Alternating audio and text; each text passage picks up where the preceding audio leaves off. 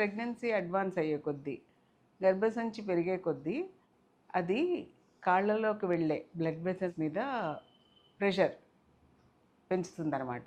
దానివలన యూజువల్గా ఏంటంటే మన బాడీలో నుంచి బ్లడ్ ఆర్టరీస్ అండ్ వెయిన్స్ ద్వారా వెళ్తూ ఉంటుంది కదా. వెయిన్స్ అనే వాటికి సన్నటి గోడలు ఉంటాయి. వెయిన్స్ బ్లడ్ని వెనక్కి తీసుకొని వస్తూ ఉంటాయి. ఆర్టరీస్ ఏమో అవయవాలకు సప్లై చేస్తూ ఉంటాయి.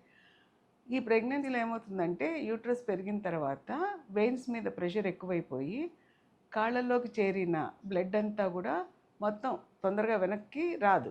దానివల్ల కొంత ప్రెషర్ పెరిగి బ్లడ్ సర్క్యులేషన్లో నుంచి పక్కనున్న టిష్యూస్లోకి వాటర్ చేరుతుంది. దానివల్ల వాపు వస్తుంది. దీన్ని ఎడీమా అంటాం అన్నమాట.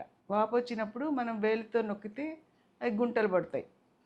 ఇది పాదాలు, మడమల దగ్గర, కాళ్ళ దగ్గర ఉంటుంది. ఇది సాధారణంగా చాలామందికి ఉంటుంది. రాత్రిపూట పడుకున్నప్పుడు కాళ్ళని కొంచెం ఎత్తి లేపి పెట్టుకుంటే, అంటే మన హార్ట్ లెవెల్ కంటే పైకి ఉంచుకోవాలన్నమాట. కింద ఒక దుప్పటి మడిచి పెట్టుకోవడము, ఒక మెత్తను కానీ పెట్టుకోవడం వల్ల వాపు లాగేస్తూ ఉంటుంది. అలానే చాలాసేపు కూర్చున్నప్పుడు కూడా వాపు వస్తుంది. అప్పుడు ఏం చేయొచ్చు అంటే మడమల దగ్గర కాలుని లేపడము, కింద పెట్టడము, ఈ ఎక్సర్సైజ్ చేయటం వలన కాఫ్ మజిల్స్ అంటే పిక్కలో ఉండే కండరాలు కంట్రాక్ట్ అయ్యి ఈ వాటర్ని వెనక్కి పంప్ చేస్తూ ఉంటాయన్నమాట. పిక్కలో ఉండే కండరాలు మనకు పంప్ లాగా పనిచేస్తాయి. వీటిని యాక్చువల్గా పెరిఫెరల్ హార్ట్ అంటారు. ఇవి హార్ట్ లాగా పంప్ చేసి అక్కడ అక్యుములేట్ అయిన ఫ్లూయిడ్ అంతా కూడా వెనక్కి పంపిస్తూ ఉంటుంది. సో కేవలం కాళ్ళు వాపులు ఉన్నప్పుడు ఈ విధంగా సరిపోతుంది.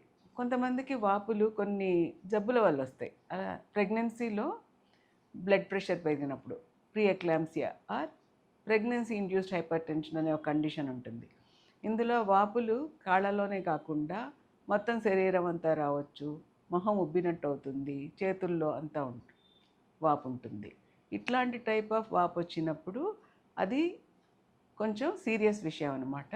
ఇది pre eclampsia or pregnancy induced hyper టెన్షన్కి సంబంధించింది. దానికి తగిన ట్రీట్మెంట్ గైనకాలజిస్ట్ సజెస్ట్ చేస్తారు.